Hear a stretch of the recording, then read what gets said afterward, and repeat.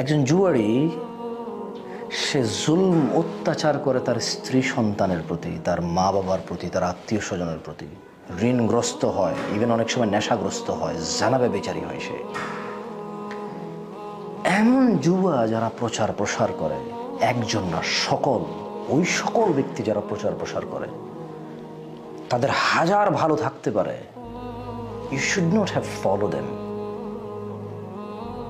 তার আর কোনো ভালো কাউন্ট হওয়া উচিত না যে জুয়া প্রচার প্রসার করে। কারণ একজন জুয়া যে খেলে, তুমি জানো না সে জুয়া খেলে সর্বস্ব হারায় আসে, ঘরে তার স্ত্রী সন্তানকে মারধর করে, যৌতুকের জন্য বউকে বাপের বাড়ি পাঠায়, অনেক সময় তালাক দিয়ে দেয়, এরপরে আবার হুজুর ডেকে এনে কি কি করে, আবার থাকে, বাচ্চা কাচ্চা আছে এই সেই বলে। মোবাইল বিক্রি করে আসে, বউয়ের স্বর্ণ বিক্রি করে আবার মোবাইল নেয়, সেই মোবাইল বউয়ের সাথে ঝগড়া করে আবার আছাড় মারে ভাঙে। জুয়া যে খেলে সে এতটা বিকৃত মস্তিষ্কের হয়ে যায়। তুমি জানো না জুয়ার কারণে কত বাপ তার বাচ্চার স্কুলের ফি দিতে পারে না, বাচ্চার হসপিটালের বিল দিতে পারে না। বেতন কিন্তু 1 লাখ 2 লাখ টাকা পায়। বাপদাদার থেকে যে সম্পদ পেয়েছে সেখান থেকে উপার্জন 50-60 হাজার, 1 লাখ 2 লাখ 5 লাখ 10 লাখ পর্যন্ত আছে। স্ত্রীর ভরি 50 স্বর্ণ ছিল,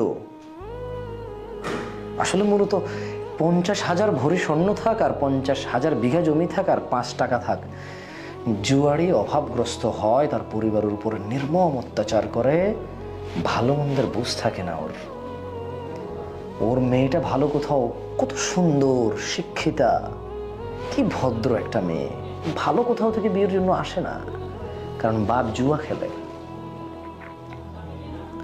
আর জুয়ারি কি, জুয়ারির কোনো বিবেক বুদ্ধি, ন্যায় অন্যায়ের বোধগম্যতা থাকে না।